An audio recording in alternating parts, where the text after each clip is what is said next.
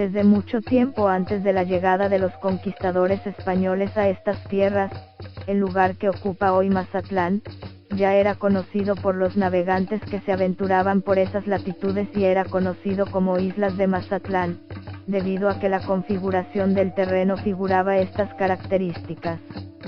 Un gran número de esteros y lagunas componían el lugar, del cual sobresalían montículos y pequeños cerros que daban la sensación de pequeñas islas. Para 1500, los piratas encontraban un excelente refugio en las islas, desde donde se avituallaban y reparaban sus naves, o aguardaban el paso de otras embarcaciones para saquearlas. Uno de estos piratas lo fue Francis Drake, que posteriormente por llevar tesoros al rey inglés, ganó el título nobiliario de Sir Francis Drake. El navegante Vasco Núñez de Balboa, después de llegar a las islas, se aventura más allá y pisa estas playas en exploración el 13 de septiembre de 1513.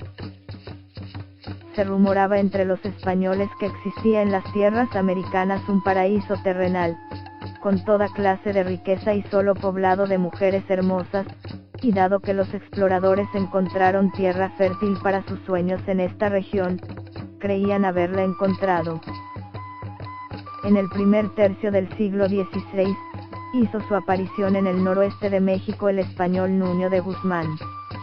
Sabedor de que don Hernán Cortés se encontraba en los alrededores de estas playas, y temiendo que éste le ganara la posesión del lugar, inmediatamente después de fundar Culiacán, mandó a 25 castellanos a poblar las islas y el valle de Mazatlán, el domingo 14 de mayo de 1531, dato que nos lo da a conocer el padre Fray Antonio Tello, en sus crónicas misceláneas de su época. Como Nuño de Guzmán, el grupo enviado por él, tenía como actividad más experimentada la guerra, por lo cual contaban con armas y municiones.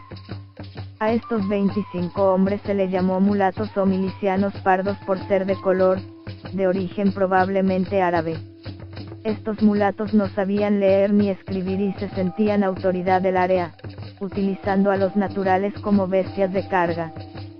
Fueron ellos quienes edificaron las primeras guarniciones en las estribaciones del antiguo Cerro del Vigía, lo cual les permitía detectar la llegada de cualquier embarcación al puerto.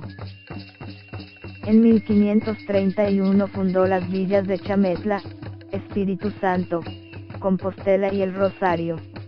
El territorio conquistado quedó dividido en dos provincias, Culiacán al norte y Chametla al sur, quedando sujetas al gobierno de Nueva Galicia, hoy Jalisco, y a los territorios más allá del río Ébora, hoy Mocorito, los denominó Sinaloa. El primer intento de colonización fracasó, pues aquel grupo de españoles se vio en la necesidad de migrar hacia las márgenes del río Presidio, en un paraje llamado Bajío, en busca de agua y buenas tierras, a escasos 25 o 30 kilómetros del puerto, compartiendo el lugar con tribus de aborígenes, que habitaban esas regiones por causas similares. En 1565, Francisco de Ibarra reconquistó los territorios que de Guzmán abandonó en busca de oro al Perú, y que fue rehabilitado por los Totorames, que destruyeron cuanta edificación los españoles habían levantado. En 1560 la prosperidad se inicia en Sinaloa, al descubrimiento de minas de plata en Cozalá, Copala, Pánuco y posteriormente en El Rosario, reanimándose la economía en gran forma, y se convierten en centros de desarrollo poblacional y comercial. Las necesidades del comercio originaron el asentamiento humano al sur de Nueva Galicia, Sinaloa, terreno irregular sembrado de marismas, raquítica vegetación, insalubre y visitado solo por tribus nómadas que acudían a estos lugares en busca de caza y pesca. En 1600 se funda el Presidio, hoy Villa Unión, donde el historiador Mota Padilla describe: por aquella costa no hay comercio marítimo, y como la tierra por sí es muy pobre y muy caliente, y por eso de muchos alacranes, mosquitos y sabandijas, pocos la trajinan, y solo pudiera restablecerse abriéndose por dicha costa comercio marítimo. y lo tuviera abundante si se fabricasen galeras y otras embarcaciones, que comerciasen con el reino de Guatemala, que dista de la Galicia 400 y más leguas de asperísimos caminos, los que costeándose por mar se abreviaran, y de Guatemala fueran a la Galicia porciones de cacao, tejidos de algodón y obras de manos de ébano y nácar. Y de la Galicia a Guatemala, tejidos de lana, estaño y otros frutos, y de unos y otros se abriera el comercio para el Real del Rosario, Culiacán, Sinaloa, y las provincias de Sonora, que distan de México y Guadalajara, 400 o 500 leguas al poniente norte de malos caminos, los que también por mar se abreviaran, y sirvieran las embarcaciones para que se abriese comercio con la California. En 1604 visita al puerto Alonso de la Mota y Escobar, quien describió esta región con la siguiente narración.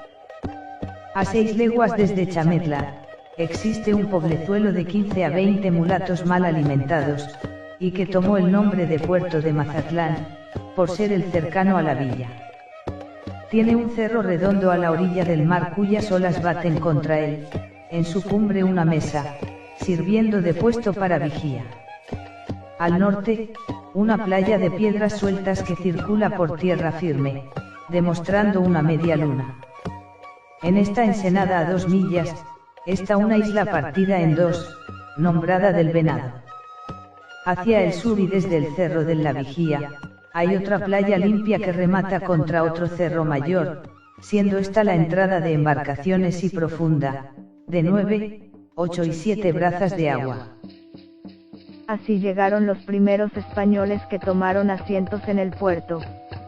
Pasaron algunos años y Martín Hernández y familia reclamaron el derecho de esta tierra por los servicios prestados a la corona, de cuidar al puerto y de dar ayuda y protección a todo aquel viajero que se aventuraba por estos lugares.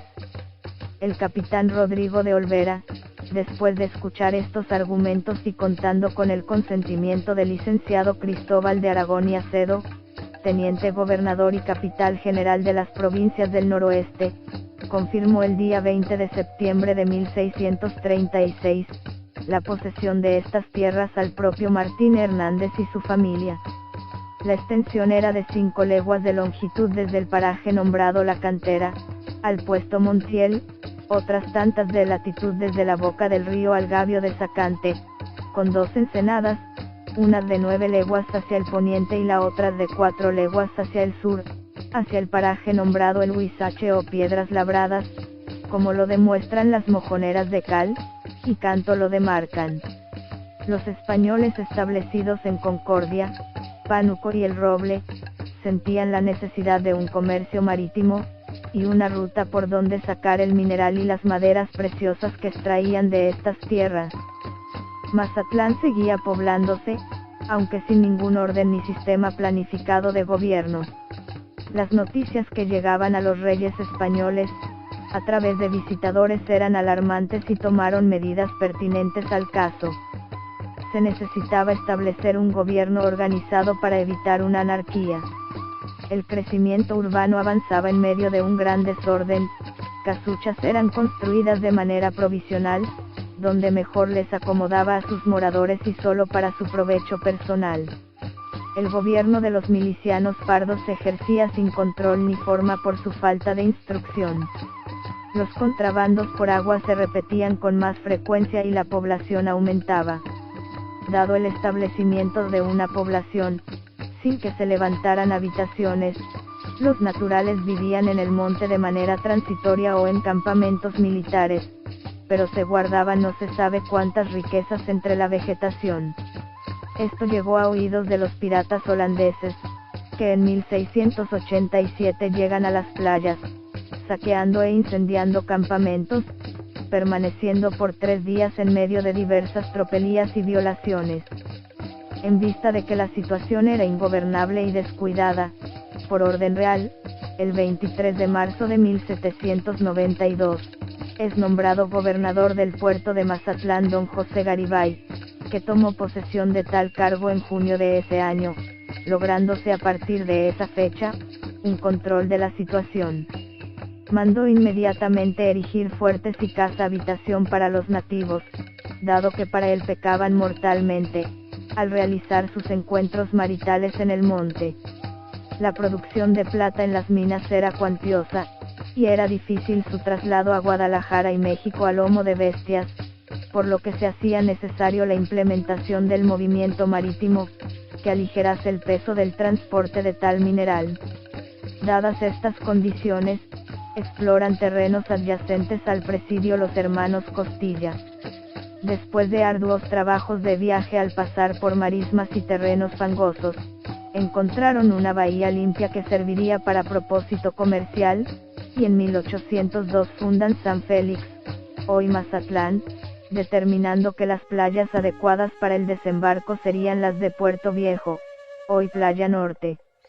La forma más accesible para llegar al naciente caserío que formaba el incipiente puerto, era por agua, por la ruta marcada por los indígenas, primeros navegantes en la región, y que sostenían un comercio constante entre pueblos o tribus de la costa. Por los esteros se tenía comunicación directa con el presidio de Mazatlán, después de Villa Unión, donde se encontraba el punto de apoyo para la colonia. Surcaban el agua las embarcaciones hechas de troncos de árbol, donde transportaban frutas, semillas y ganado, pues podían soportar 5 toneladas, o más de carga. El número de veredas o pequeños caminos se multiplicaban, pero sin un trazo definido. Las primeras veredas se fueron ampliando hasta tomar forma de calles. Alrededor de ellas se agrupaban las nuevas casas y así surgió la primera arteria, que por su importancia llevó el nombre de Principal, hoy Belisario Domínguez, calle que unía al Puerto Viejo con un nuevo fondeadero, que surgía más cobijado para las pequeñas embarcaciones, y que quedaba conectado con las aguas del estero, ruta interior marítima del puerto. La naciente ciudad era víctima constante de inundaciones en épocas de lluvia, y cuando el mar subía de nivel en medio de tormentas o ciclones, entraba a la ciudad, llenándola casi por completo.